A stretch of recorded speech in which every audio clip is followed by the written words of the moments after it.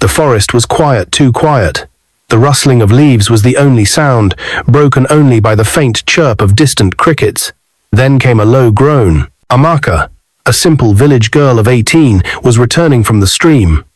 The clay pot on her head was heavy, her bare feet pressed into the damp earth, but her heart was light. She loved this path. It always smelled of wet leaves and wildflowers. But on this day, something was different. She froze. There, just a few steps ahead of her, lay a man, his body twisted, blood trickling from his forehead, his fine clothes torn.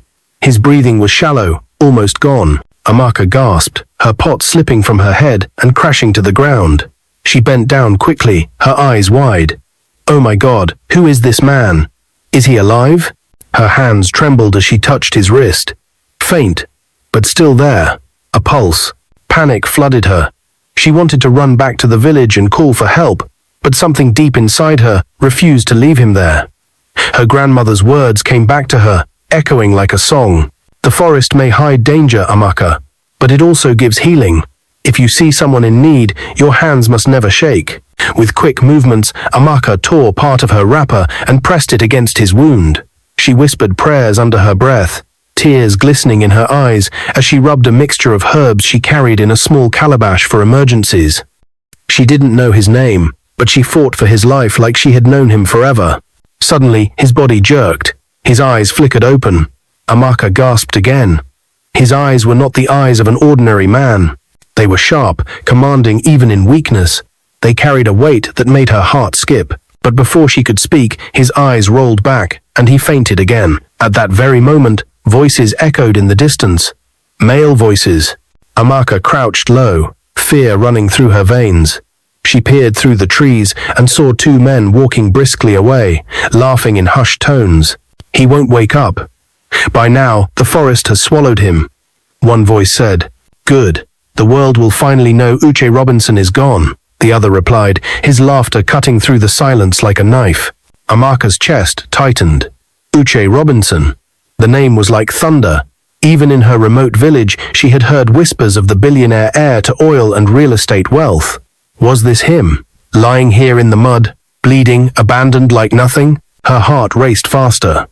If those men find out he is still alive, they will come back and finish what they started. She bit her lip, determination rising in her chest. She couldn't let that happen. Not here. Not while he was under her care. Amaka dragged his limp body with all her strength, whispering encouragement to herself as sweat poured down her face. She was small, but desperation gave her power. Step by step, she pulled him closer to the open pathway. But before she reached safety, Uche's body jerked again. This time, his eyes opened wide, filled with fear. He gripped her wrist with surprising strength and rasped, Don't let them find me. And then his hand went limp again. Amaka's breath caught in her throat. Her eyes darted back to the forest where the men had disappeared. Her heart pounded. The forest felt darker now, as if it held secrets too heavy for one girl to carry. She was alone. She was scared. But one thing was clear. Her life had just changed forever. Behind her, a branch snapped. Someone was watching. Uche Robinson had everything many men only dreamed of. The only son of Mr. and Mrs. Robinson, his name alone carried power. The Robinson family controlled empires in oil, gas, real estate, and agriculture wealth built across generations. Wherever Uche went, respect followed. People bowed, hands clasped, voices soft, because they knew he wasn't just wealthy. He was Robinson wealthy. But money, as his late grandfather used to warn, could attract not just loyalty, but venom. And venom had names James and Ike. On the surface, they were his closest friends. They laughed together at high-class parties in Lagos, followed him to board meetings, and posed for pictures beside him when the press cameras flashed. They toasted to his success with champagne and slapped his back like brothers. But behind their smiles, a storm brewed. James, sharp-tongued and restless, always envied the fact that Uche was born into luxury while he had to struggle. Ike, quieter but deadlier, hated living in Uche's shadow. They had money too, but nothing compared to Robinson wealth. And envy, when watered for too long, becomes poison. One evening at the Robinson estate, James leaned back on the velvet chair in Uche's lounge and said casually, Uche, my brother, why not expand to the villages? Real estate there is untouched. Buy lands cheap now. Tomorrow you'll sell for billions. In no there. It's not first of come and not first. Ike nodded eagerly. Exactly. Think about it. Everyone is running after Lagos, Abuja, and Port Harcourt. But the real money is in forgotten places. We can go together and check some land. It's safe, just a quick trip. Uche, ever the visionary, paused. He had been thinking of expanding into rural areas to create low-cost housing and agricultural estates. Their words sounded logical. Still, he frowned. If I'm going, my security team will follow. James waved his hand quickly. Ah, security, in a quiet village forest. They'll scare the locals away. Don't worry, we are enough. Ike chuckled. Or are you afraid of ordinary villagers? You're Uche Robinson. Nobody will touch you. Uche smiled faintly. He trusted them, or at least, he wanted to. They had been by his side for years. Why would they betray him now? Into the trap. The next morning, they drove out of the city. Their convoy was small, just one sleek black jeep carrying Uche, James, and Ike. The road grew narrower, the air heavier with the scent of red earth and forest leaves. Uche gazed out of the window, his mind busy with plans. He didn't see the dark glances James and Ike exchanged behind him. At a bend deep inside the forest path, James suddenly said, "Let's stop here. This land is perfect. Come down and see it with your own eyes." Uche stepped out, adjusting his white designer shirt. The forest was quiet, too quiet. He bent slightly, touching the soil. That was when he felt it, the crack against his skull. Pain exploded in his head. His vision blurred. He turned, confused, only to see Ike holding a heavy stick, his face cold and merciless. James stood beside him, breathing heavily, eyes burning with greed. "You had everything handed to you, Uche," James hissed. "We worked twice as hard and still lived in your shadow. Today, your story ends here." Uche staggered, his mouth opening to speak, but another blow came. Darkness swallowed him whole. The last thing he heard was James's bitter laughter. "Goodbye, Robinson.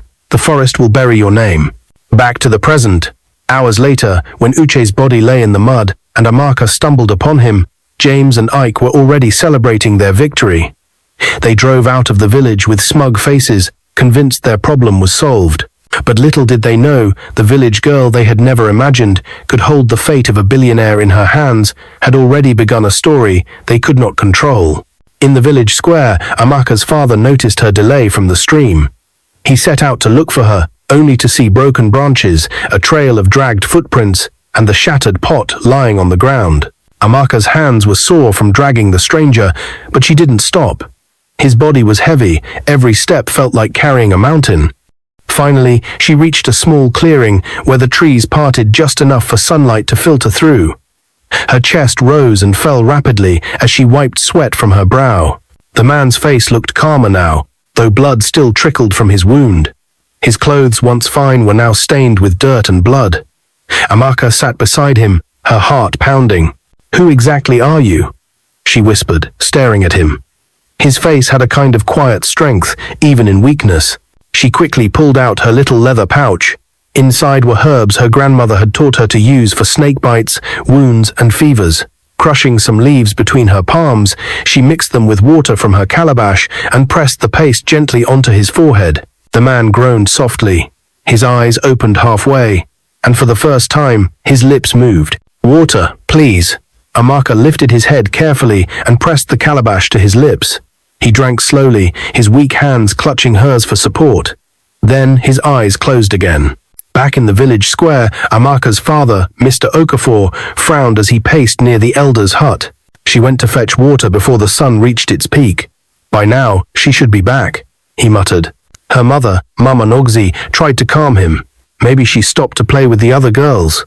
But Mr. Okafor shook his head. "Amaka is not like that. She knows her chores. Something is wrong." Grabbing his walking stick, he set off toward the stream. When he reached the familiar path, his eyes caught something that froze his breath. Amaka's broken pot lying on the ground, and beside it, a faint trail of dragged footprints leading into the forest. His grip on the stick tightened. "God, please protect my daughter." Meanwhile, James and Ike had stopped at a local palm wine joint outside the village.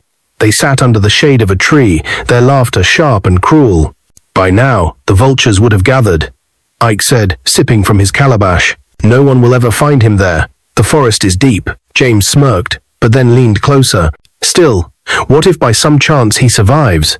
What if someone finds him? Ike scoffed. Impossible. He was barely breathing.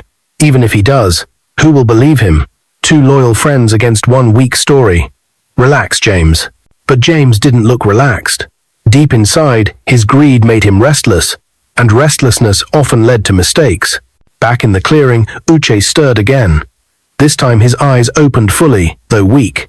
He stared at the girl beside him, confusion clouding his gaze. Who are you? He whispered. Amaka swallowed nervously. My name is Amaka. I found you on the path. Don't worry, I will not leave you. Uche tried to sit up, but his body failed him. Pain shot through his head, forcing him back down. They tried to kill me, he muttered, his voice trembling. Don't let them find me. Amaka's heart raced. They? The voices she had overheard came back to her mind. Could it be the same men she saw leaving the forest? She looked at him and nodded firmly. You are safe here. I will protect you until help comes. Her words were brave, but her eyes betrayed her fear. She was just a village girl. What could she possibly do if those men returned?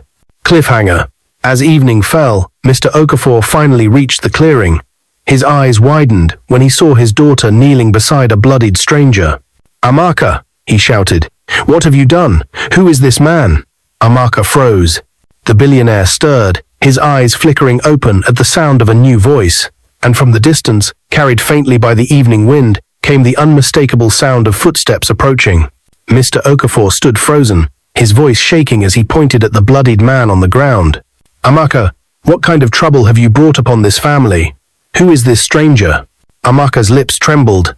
She wanted to explain, but how could she? If she told her father the truth that this was Uche Robinson, the billionaire whose name even elders whispered with respect, he might not believe her.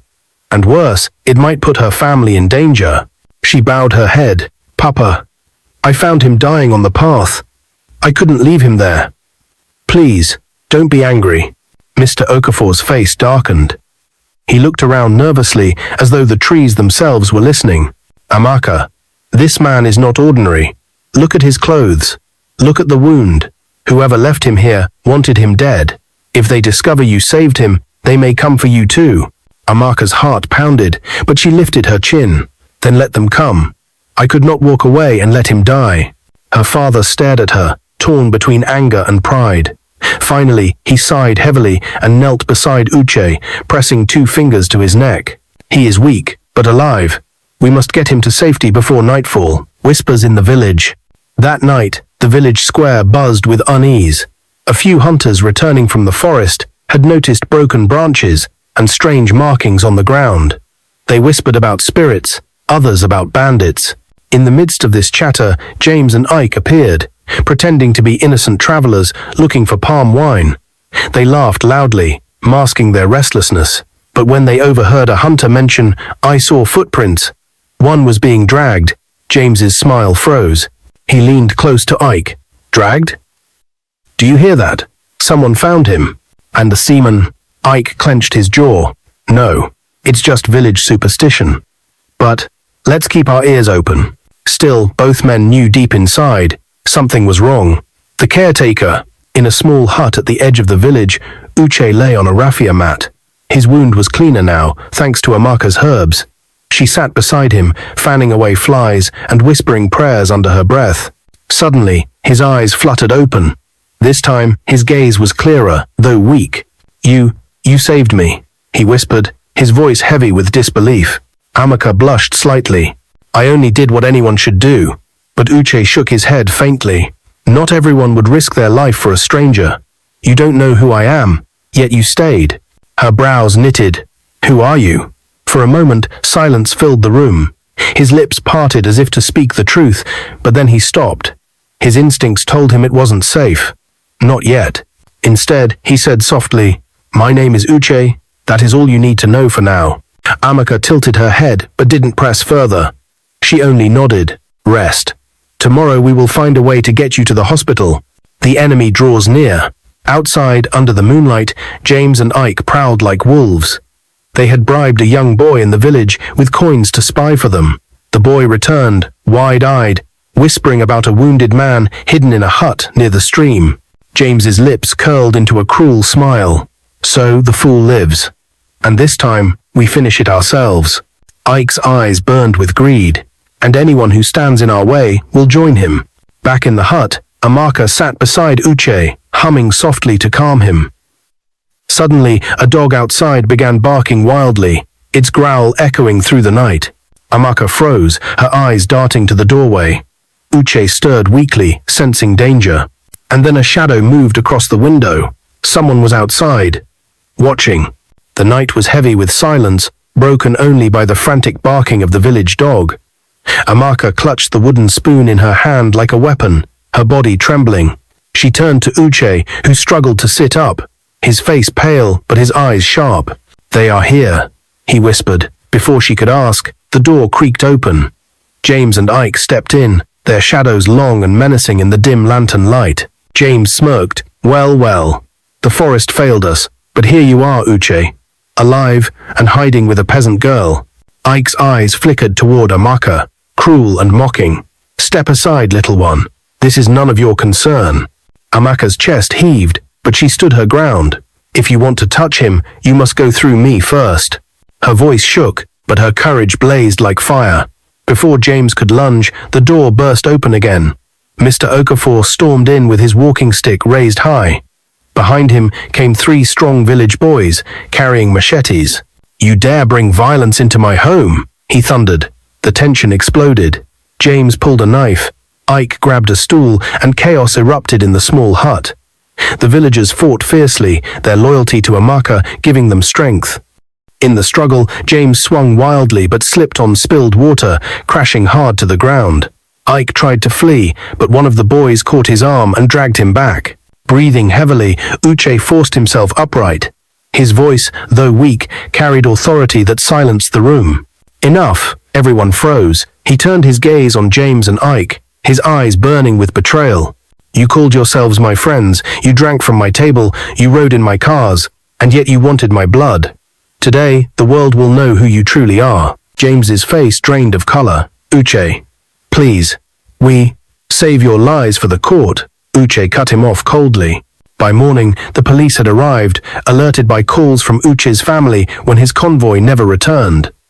James and Ike were dragged away in chains, their shouts echoing through the village.